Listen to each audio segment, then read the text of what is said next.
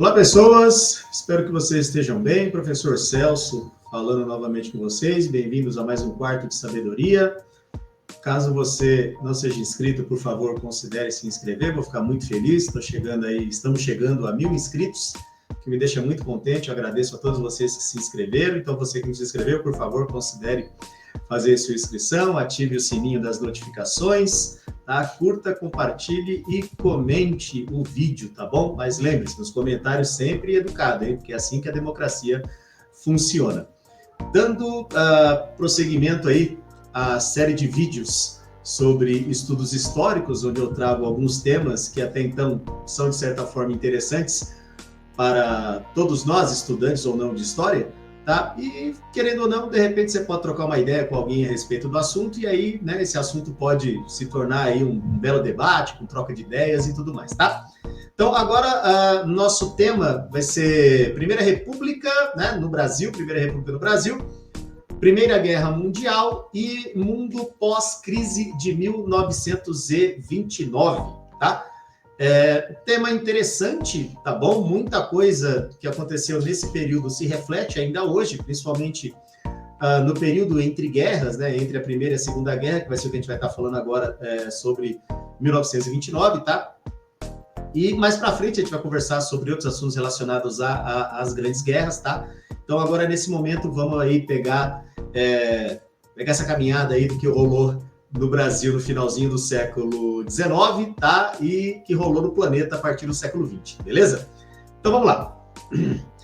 Proclamação da República, ela se deu em 15 de novembro de 1889, tendo como militar ali mais antigo à frente do processo o Marechal Manuel Deodoro da Fonseca, tá bom? Deodoro da Fonseca, ele a princípio era amigo pessoal do imperador e ele estava assim meio reticente com relação à ideia de uma república, tá? Mas, né, ele foi ali, digamos, levado a fazer isso por conta de muitos oficiais que estavam descontentes com a pouca participação política do Exército Brasileiro, a recém-criados partidos republicanos, principalmente o paulista, o mineiro e mais para frente o Partido Republicano Fluminense, né, do estado do Rio de Janeiro, que achavam que não cabia mais um imperador porque os cafeicultores também estavam descontentes.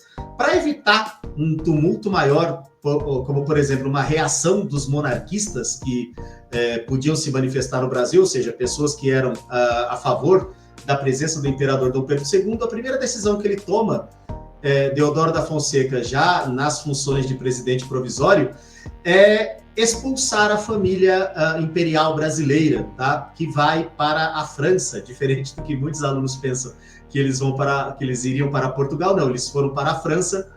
E até aluno me pergunta, mas professor, por que não foram para Portugal? Eu falei, porque ninguém era português ali, o único português era o pai de Dom Pedro II, que já era morto desde 1834, então não tinha mais nenhum vínculo com Portugal, então não tinha nada a ver. Então foram para a França, né? O Conde de, marido da princesa Isabel, né? O príncipe consorte Conde de, era francês, então eles foram para a França. Então, logo após o golpe, para evitar qualquer tipo de problema com relação a monarquistas, a família real ela é banida do Brasil, é expulsa do Brasil e vai então para a França, tá bom? Nesse íntere aí, né, o que vai rolar nesse processo até chegar na proclamação da República, havia-se a ideia de que a monarquia ela estava atrelada ao atraso e a República estava atrelada a algo relacionado à modernidade. Mas por que se falava isso? Tinha-se como exemplo a Europa, tá? Nesse caso a França também, né? Porque ela era uma nuance de repúblicas e monarquias, mas sempre tinha aquele ideal de que a república, nesse caso, funcionaria em relação a uma monarquia, no caso no Brasil, porque também tinha um detalhe. Os países vizinhos já eram repúblicas, tá? Os países vizinhos já tinham uma certa autonomia, nesse caso, sem ter que ficar toda hora tendo que pedir a bênção para um imperador. E na Europa, tá? Quando a gente fala ali, por exemplo, do positivismo, né, criado por Augusto Comte, que vai ser o pai da sociologia, né, Emile Durkheim vai ser o responsável por levar a sociologia à universidade, dentro da ideia positivista, qualquer coisa relacionada a atrasos não valia a pena. Então, o progresso tinha a ver também com uma ciência avançada, que só poderia ser promovido por uma república avançada e coisas desse tipo, tá? Então, o que a gente vai entender é o seguinte: no contexto da política brasileira, monarquia já não servia, tá? Porque era relacionado ao atraso. Nós tínhamos um imperador que já estava velho, que já estava há quase 50 anos no poder, né? Ele se torna imperador aos 14, então ele fica 49 anos no poder. Então, lá no auge dos seus mais de 60 anos, o pessoal já considerava ele um velho para exercer o cargo de imperador, então não cabia mais essa ideia. Então, para eles, a república era uma ideia de modernidade, tá? Pulando um pouquinho no tempo, quando a gente vai para a Primeira Guerra, né, lembrar o período, né, ela começa em 1914 e acaba em 1918. Então, em junho de 1914 ela começa e acaba em novembro de 1918. Então, essas datas aí, tá? Começa com o passamento forçado do príncipe herdeiro do trono austro-húngaro, né, o Francisco Ferdinando, e isso dá início ali ao conflito, tá?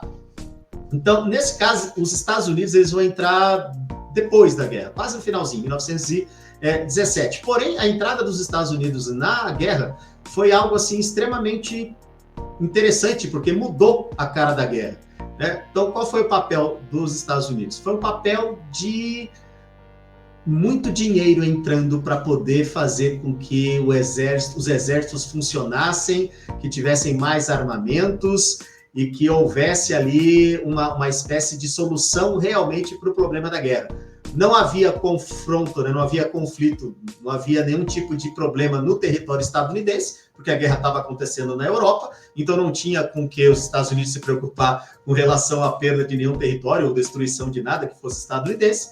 Então, quando os Estados Unidos entram com muita grana e investem muito em armamento, muito em pessoal, ainda que eles não tivessem, tá? Eles não tinham assim expertise em guerra como tem hoje, tá? E como vai ter na Segunda Guerra. Mas na primeira eles, digamos assim, ainda estavam engatinhando nesse negócio de exército, marinha e por aí vai, tá?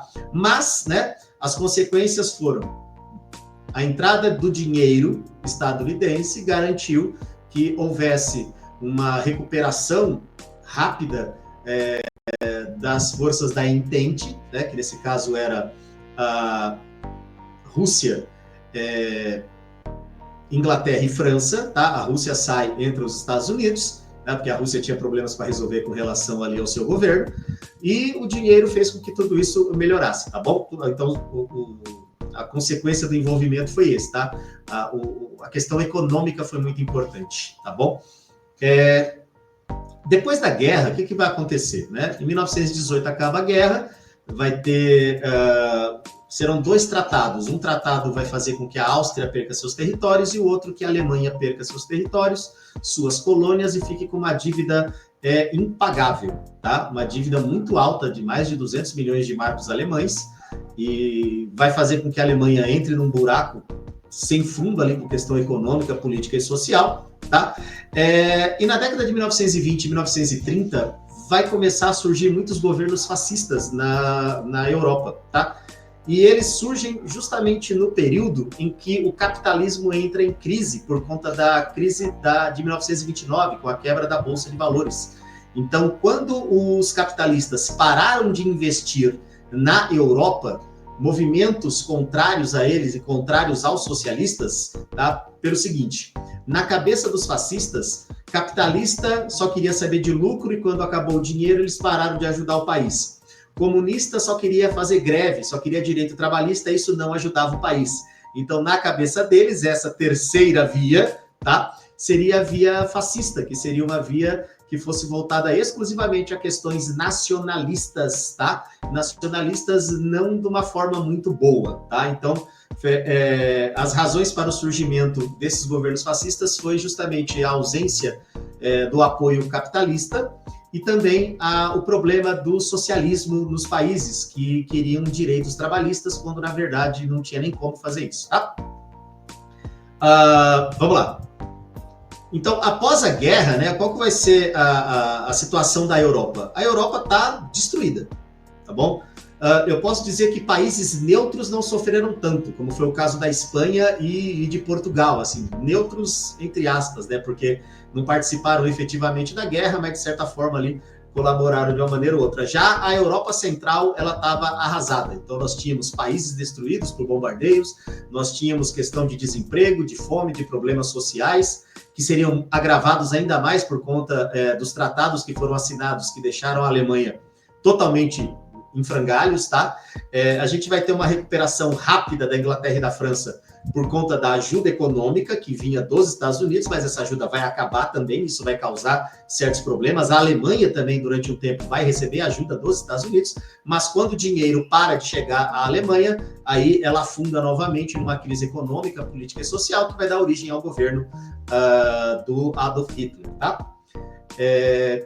Que mais? A gente pode falar também, né, falando agora do Brasil República, a gente só não tinha o Acre ainda, né? O Acre vai ser comprado em 1903, tá?